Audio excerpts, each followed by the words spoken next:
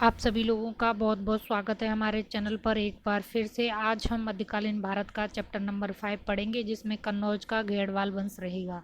पढ़ने का तरीका हमारा वही रहेगा जो हमने पहले वीडियो में बताया था। मध्यकालीन भारत के इतिहास में ज़्यादातर सवाल ऐसे बनते हैं, किसी वंश का संस्थापक कौन था, और उनके समय में कोई महत्वपूर्ण लेखक या कभी उनके दरबार में रहता था उसके बारे में पूछा जाता है, या उसकी रचनाओं के बारे में पूछा जाता है, या कोई युद्ध हुआ है तो उसके बारे में पूछा जाता है, और अन्य सांस्कृतिक योगदान है उसका कुछ तो उसके बारे में पूछा जाता है।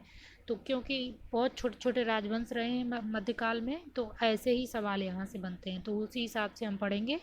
तो चलिए वीडियो शुरू करते हैं। आप वीडियो को पूरा देखें, चैनल को सब्सक्राइब ज़रूर कर लें ताकि नोटिफिकेशन आप तक मिलता रहे।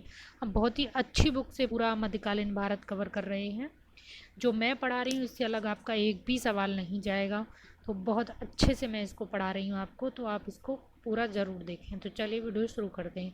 आज का पहला प्रश्न है, गढ़वाल वंश का संस्थापक कौन था? तो ऑप्शन ए है Govind Chandra, option B Chandradev, option C Jaichand, और ऑप्शन डी इनमें से कोई नहीं।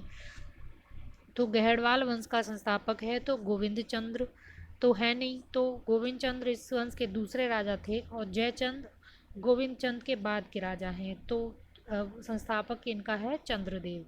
तो राइट आंसर हो जाएगा ऑप्शन बी। तो चंद्रदेव ने गढ़वाल वंश की स्थापना की थी। थोड़ा सा मैं इसके बारे में बता देती हूँ। और इसने महाराजा धिराज की उपाधि धारण की थी। कोई महत्वपूर्ण नहीं है क्योंकि महाराजा धिराज की उपाधि बहुत राजाओं ने ली है, कभी नहीं पूछी जाएगी।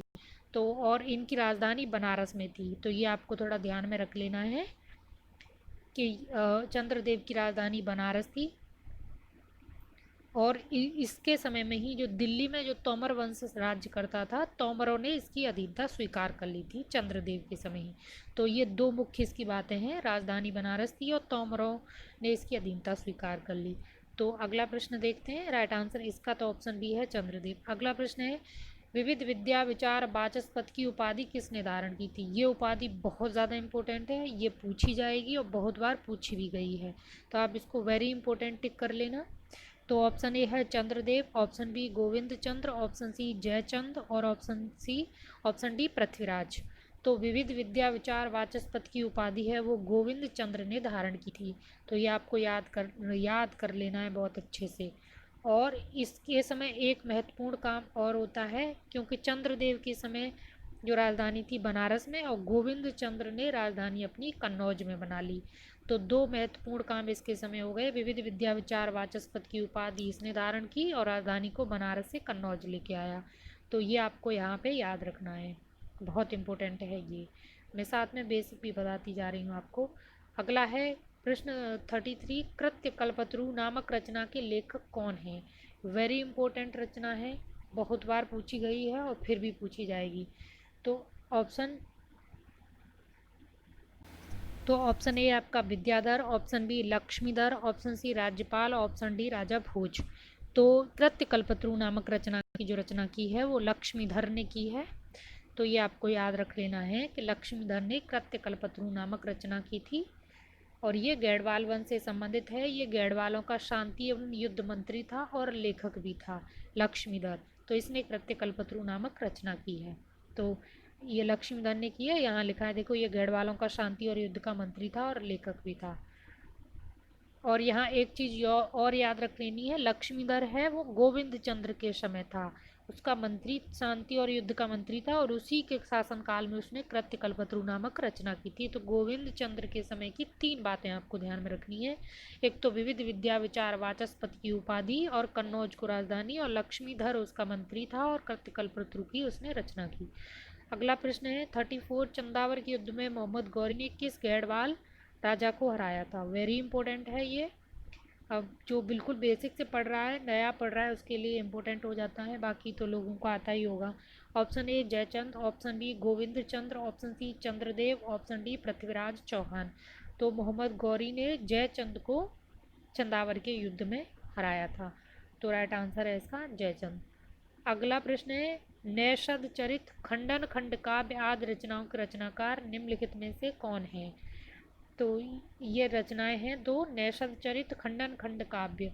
ये दो रचनाएं, इसका लेखक का नाम आपको बताना है। तो option A Devpal, option B Mahipal, option C Shriharsh, और ऑप्शन डी राजशेखर। ये राज नीचे ऑप्शन डी वाला है, थोड़ा नाम गलत लिख गया है, यहाँ राजशेखर होगा। और तो इसका आंसर आपको बताना है, तो इसका आंसर हो जाएगा श्रीहर्ष। तो ये रचनाएं दोनों हैं, ये श्रीहर्ष की हैं। नैषध चरित, खंडन खंड काव्य, ये आपको रट लेनी है। श्रीहर्ष, ये श्रीहर्ष नाम से राजाएं बहुत हुए हैं, लेकिन यहाँ पे ये श्रीहर्ष हैं, ये राजा नहीं है, ये लेखक हैं, रचनाकार हैं श्रीहर्ष इसका।